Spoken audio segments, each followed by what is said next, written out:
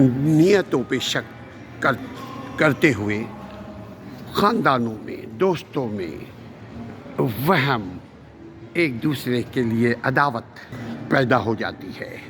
जानते नहीं फिर भी वो एज्यूम कर बैठते हैं, नियत पे शक करते हुए ताल्लुकात को ख़राब करने लगते हैं। आम रिवाज है, ये हमारे सोसाइटी माशरती क्राइम है, ये सोसाइटिकल क्राइम है। दूसरों के बारे में गलत राय कायम करना, गलत ख़यालात अपने दिल में पकाना कि नहीं वो ऐसा होगा, वो हमारे लिए ऐसा सोचता है, वो हमारे लिए ऐसा करता है, हम उसके काम आते हैं, वो मेरे काम नहीं आता।